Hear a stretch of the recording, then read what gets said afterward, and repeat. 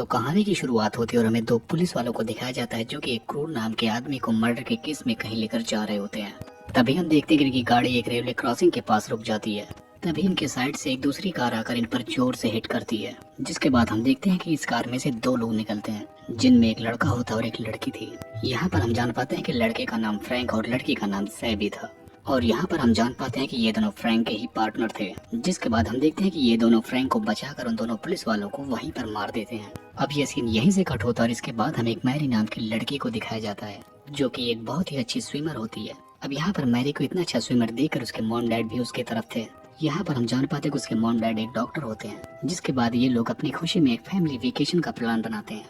जिसके बाद हम देखते हैं कभी ये लोग वेकेशन के लिए निकल जाते हैं। जिसके बाद हम देखते हैं कि जंगलों से गुजरने के बाद इन लोगों का एक कॉटेज आता है, जिसके बाद ये लोग यहीं पर रुक जाते हैं। यहाँ आने के बाद हमें पता चलता है कि मैरी का एक भाई भी था जिसका पिछले ही साल एक्सीडेंट में मौत हो गई थी। यहाँ पर मैरी अपने भाई की फोटो को देखकर थोड़ा सैड हो जाती है। तभी वो देखती है कि उसके पास में उसके भाई का एक लॉकेट भी पड़ा है, जिसके बाद वो उसको उठा लेती है। तब यहाँ पर मैरी अपने मॉम डैड से पूछती है कि क्या मैं अपने फ्रेंड्स के पास जा सकती हूँ, क्योंकि उसके फ्रेंड का घर भी उसी के पास में ही था। लेकिन जिस पर उसकी मॉम एमा बोलती कि नहीं, तुम्हें नहीं जाना चाहिए। लेकिन उसके डैड जॉन मैरी को कार की चाबी दे देते हैं और बोलते हैं कि जाओ घूम कर जल्दी से आना। जिसके बाद अब हम देखते हैं कि मैरी अपने फ्रेंड के पास आ जाती है और ये लोग बहुत दिनों के बाद मिले थे। जिसके बाद यहाँ पर ये दोनों बहुत सारी बातें करने लगते हैं। तभी यहाँ पर ये दोनों बोलते हैं कि चलो कुछ नशा करने चलते हैं, लेकिन इन दोनों के पास ऐसा कोई सामान नहीं था जिससे ये नशा कर सके।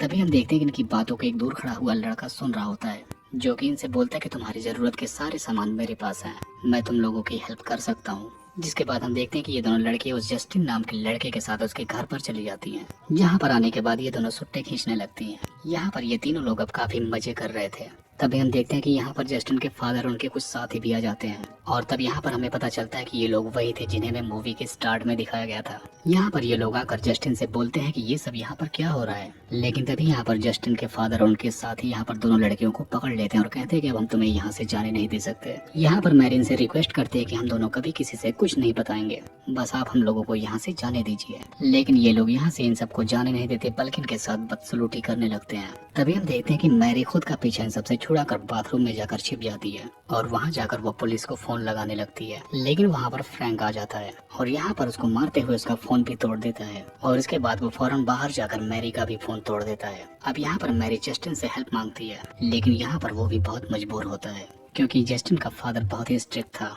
जिसके बाद हम देखते हैं कि ये लोग मैरी और उसकी फ्रेंड को लेकर जंगलों की तरफ निकल जाते हैं। अब यहाँ पर मैरी कार में पड़ी चीजों का जायजा लेती है और उसमें एक सिगरेट जलाने वाला उसे कोई चीज मिल जाती है, जिसे लेकर के मैरी सैडी को जला देती है और यहाँ से अब वो कार से भागने की बहुत कोशिश करती है। लेकिन तभी इतने में ही इनकी कार का एक्सीडेंट हो जाता है। जिसके बाद हम देखते हैं कि ये लोग कार से बाहर निकलते हैं और यहाँ पर हम देखते हैं कि फ्रैंक को बहुत ज्यादा चोटें आई होती हैं। इसके बाद हम देखते हैं कि मैरी की फ्रेंड यहाँ से भागने लगती है, लेकिन तभी फ्रैंक और उसके साथ इसका पीछा करने लगते हैं। जिसके बाद बहुत आगे जाने के बाद वो लोग इसको पकड़ भी लेते हैं और उसे पकड़कर वापस इसी जगह पर लेकर आ जाते हैं।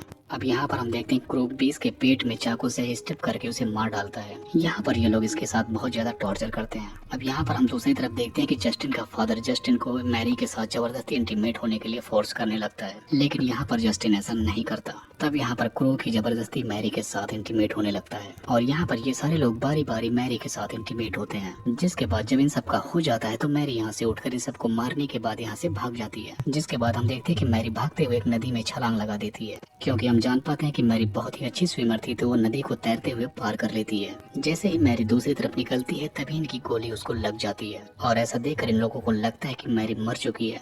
जिसके बाद ये लोग यहाँ से निकल जाते हैं। यहाँ पर हम देख पाते हैं कि ये रोड एक लेक से जाकर मिलता था। दूसरी तरफ हम मैरी के फादर और मॉम को देखते हैं जो कि अपनी जगह पर बैठकर डिनर कर रहे होते हैं। तभी इनकी गेट पर कोई नॉक करता है। तब ये फौरन देखने के लिए जाते हैं और यहाँ पर हम देखते हैं कि ये लोग वही लोग होते हैं जो कि इनके घर पर आकर बताते हैं कि हमारी कार का एक्सीडेंट हो गया है। लेकिन इन लोगों को जरा भी आइडिया नहीं होता कि ये घर मैरी का है। जिसके बाद जॉन इन लोगों को अपने घर के अंदर लेता है और इनकी हेल्प करना शुरू कर देता है। इधर जस्टिन मैरी का फोटो देख लेता है, जिससे उसे पता चल जाता है कि ये मैरी का ही घर है। और ऐसा देखने के बाद जस्टिन को बहुत ही गिल्टी फील होता है, क्योंकि इसी की वजह से उन दोनों के साथ ऐसा हुआ था।